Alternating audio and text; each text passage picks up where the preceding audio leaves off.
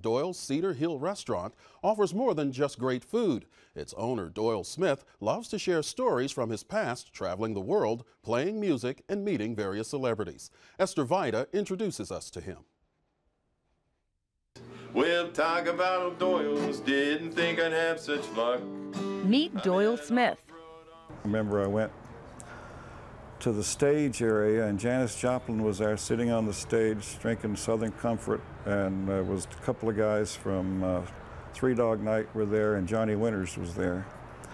And then we all started singing when they were playing until it got daylight. And here he is with Jimmy Buffett, yes, the Jimmy Buffett, while they were hanging out in the Florida Keys. They also met up in other states. I knew him all through his first few albums. We used to hang out, and when he came to Atlanta, we'd hang out together and to figure this would be a good place to make a restaurant. The owner of this fancy restaurant, nestled on a hill in the small town of Murphy, was born in Arkansas. From the beginning, Doyle says his life has been filled with drama. I was the only person in my family born in Arkansas because my father was in a moonshine raid in Alabama, and there was a shootout and some people were killed, and he had to leave Alabama in a hurry. Doyle says starting at an early age, he was left to take care of himself. As soon as I graduated from high school, my folks took me to Memphis, Tennessee, and dropped me off on the corner. I had $20. He joined the Navy in 1964, served for 4 years, but got injured. Had 4 operations on my leg. The last time they operated, they were going to cut my leg off. They told me they couldn't save it, but I'm still walking on it today.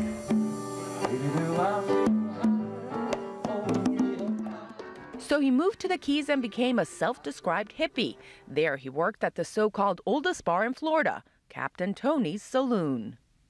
It was exciting. There was a free-for-all fight every weekend, and usually it all started because I was trying to throw somebody out and they all jumped on me. One time there's about 4 guys had pulled me out in the street, and some friends I had just met came by, and one of them was a Navy SEAL, and he wound up beating all of them up. Heavy drinking and drugs got him in trouble, and he spent some time in jail. That's when Doyle decided he had enough of the partying, the late nights, and moved to the serene mountains of North Carolina. So I came up here to get away from the bars and everybody I knew down there. Doyle's adventures did not end in Murphy. Soon he picked up sailing. Here he is with musician Mitch Miller in the Yucatan Peninsula. He also sailed around Africa, South America, and the Caribbean islands. I got impatient down in the islands and got off and hitchhiked through Mexico.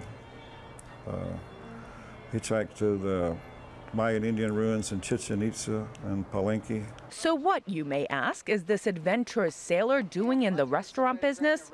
It turns out Doyle has always had a passion for food and cooking. I did a lot of cooking on shrimp boats. I worked on shrimp boats. I cooked for all of my friends in Key West. His signature dishes are made with fresh organic vegetables and spices. A few good peppers left. That'll be good. Some green ones. These are all organic. Picked daily from a garden behind the restaurant. And prepared by top-notch chefs. This is a Caribbean jerk grouper with a black bean and tropical fruit salsa. In and out, no one gets hurt. Simplicity is the name of the game. Not only does the menu reflect Doyle's adventures and travels, but so does the wine. Like these from Chile, South Africa, California, and of course, North Carolina. And trust me, there's a story behind each one of these bottles.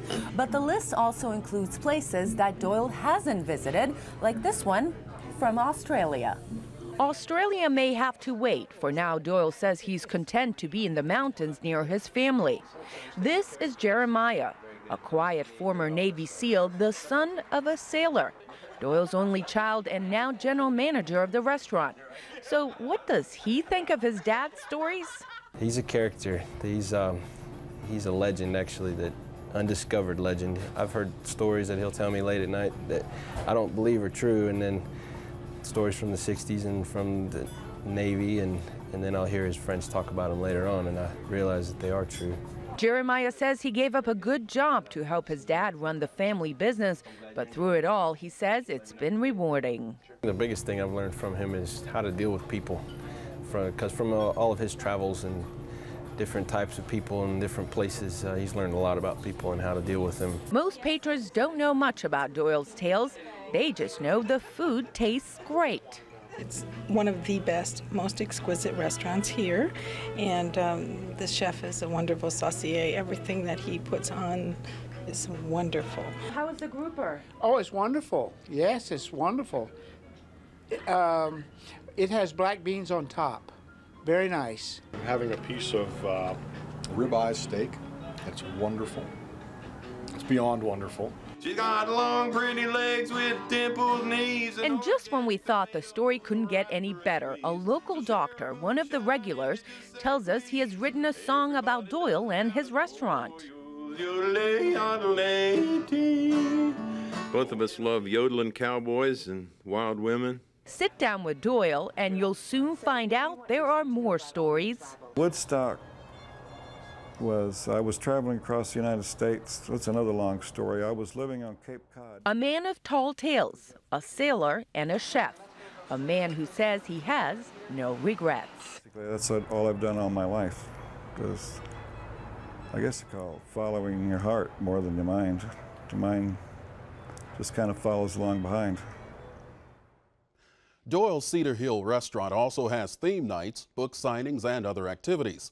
You can call them at 828-837-3400. And who knows, you may get to hear one of